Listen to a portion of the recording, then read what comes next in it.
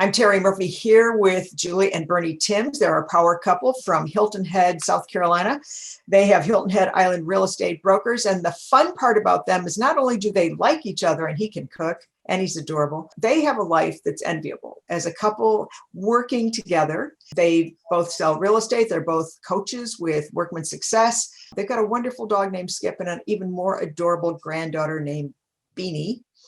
And I just have to tell you, I share the joy of just having them as good friends, but I wanted to share them with you because in today's world, there are so many opportunities and ways for us to meet people, but yours is so special and so unique and so unpredictably amazing.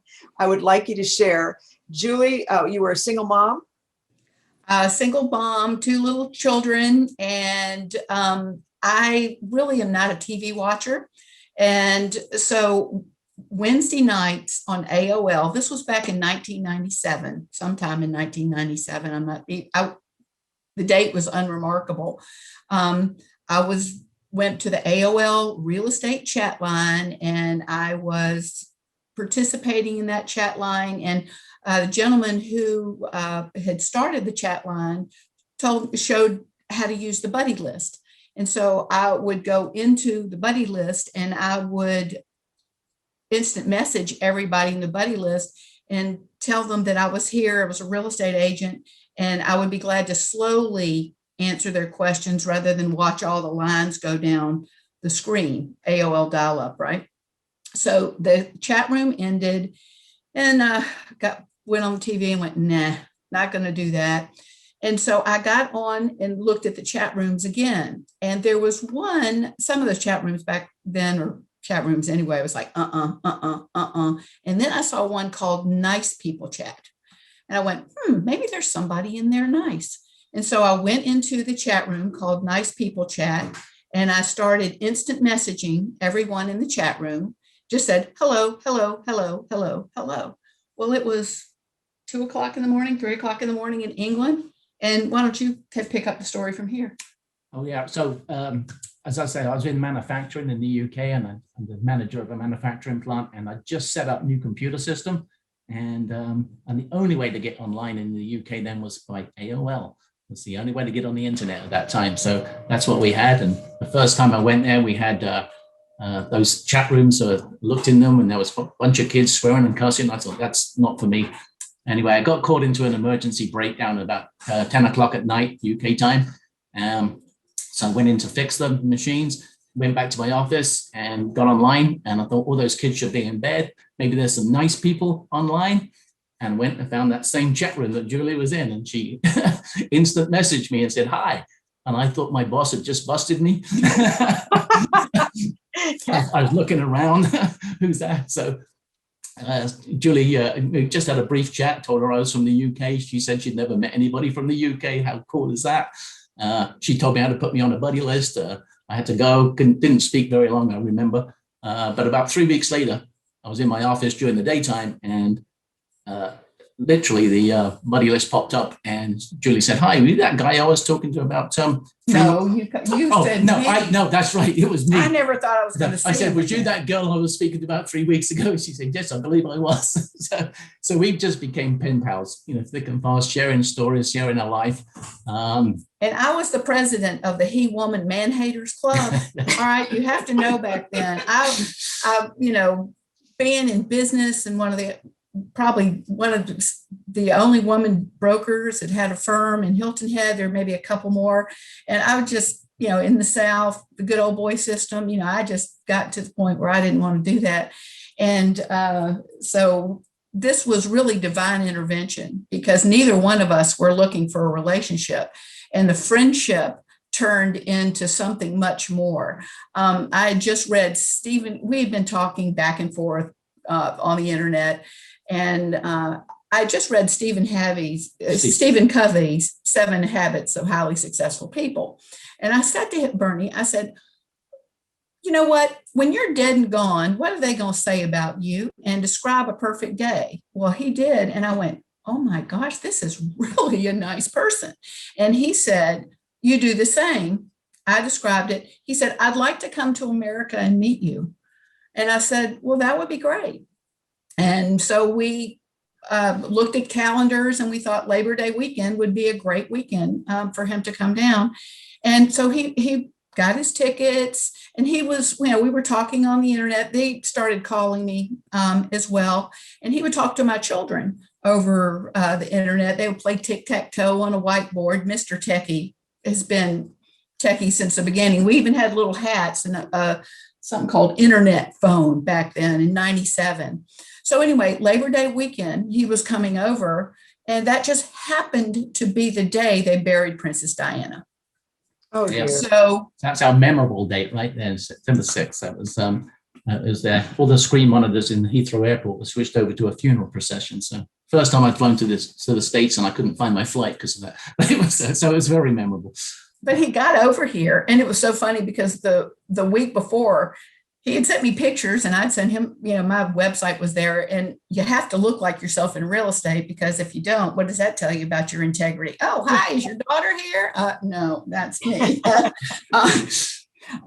So anyway, he started telling me some things like, well, I snore and all this kind of stuff. And I said, okay, so how am I going to know you when you get off the plane? He said he'd be in a blue and white shirt with sandals. So I'm looking at all the feet coming off the plane. And I had all my friends calling me, and they were going, you are going to meet somebody from the internet. He's going to have an axe, blah, blah, blah, blah. I said, he can't get the axe through customs. All his friends were saying, did you see that movie Deliverance? And where did I take Bernie? To the mountains. Okay, so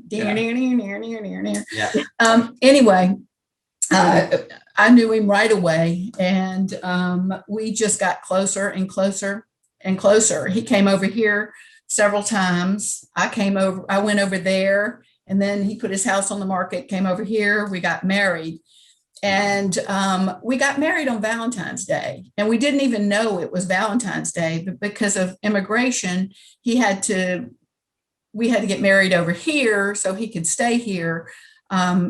Because if we'd gotten married in the UK, he couldn't have come back here for a while for the process. We'd rather have the process happen here than the process happen in the UK. And this was before 9/11, obviously, and everything like that. So we said, well, let's get married. Hey, we'll get married next week. We didn't even know it was Valentine's Day till we went to go to the flower shop to get flowers. And they said, well, it's Valentine's Day. I went, oh. So we've had all these really cool, memorable things. First of all, there was no reason for us to meet. We just did. Divine intervention. We got to know each other because we talked so long, and we are both really honest people. And we had nothing to prove to either one. So we realized how our core values were so much the same. And then we met the day that the physical, when he got off the plane, I'm like, is it really you? I think I need to be typing. He goes, is it really you? And immediately we, fell right into our long-time conversations. And so anyway. And I like to say that, and I do honestly believe this, it just gets better every single day since that time. So, and I say it, and I really do mean it. It does get better every single day. All the challenges and tribulations you have over the years, life and our relationship gets stronger and better every single day. What doesn't kill you makes you stronger. But I have to say, knowing the two of you personally, it's so annoying how wonderful it is, because everybody wants what you have. Bernie, besides the accent, which I told you could just stand there and talk just to make us all adore, just love you. But, the way you share your home, the way you share it with your friends. You talked about core values, and I know as a coach and as a consultant, everything revolves around that. And when I wrote the 237 interviews with these women choosing partners, very rarely did core values come up, because I don't think most people focus on that. And I'd like to, besides the fact that the story is just so, I love hearing it every single time. Let's just talk about core values. Everybody thinks they have core values, but they never really live the core values. And I know that you do. So would you mind sharing? Is that too personal? Absolutely. We can share that. When we first got into coaching, that was one of the first things that Vol Workman said to us. He said, you really need to think about your your company's core values. So we have our personal core values. Honesty and integrity obviously is key to that, and being open and honest is being positive. We start with positivity. Yeah. All right. There's always look for the good things in life. Don't look for the bad things. Almost play like red flag, green flag. When you feel that you're going to say something ugly, you just say, and look for the good. All right. It's a conscious effort, but after you do it for a while, it comes naturally, even though some people, bless their heart, they just, okay. But that's when you choose not to engage with them. And, our ethics and wanting to do the right thing for other people. That is core. And we have respect. We have ultimate respect for anyone that we meet. And we try to see things from their point of view rather than our point of view. We're pretty selfless when it comes to something like that. Trustworthy. Yeah. And we just, in every endeavor that we do, we want to make sure that, people want to do business with people they trust. So it's you can't take that lightly enough. If you take it lightly and think people are going to trust you, then you're not going to get there. But so everything you do has got to be with that in mind, I think. Oh yeah. Well, when you assume, you make of you and me. And one of our most important things with our team and ourselves is putting family first. And when we say that in our core values, we don't mean it's putting our personal family first, but our work family and our clients' families too. So it's all about family. That's where we go. Yeah, Mark Sanborn says what's true at home is true at work is true everywhere. So when you live in integrity, which is who you are, and I'm learning a lot from Brene Brown about being okay with imperfections. Because Bernie said you snore.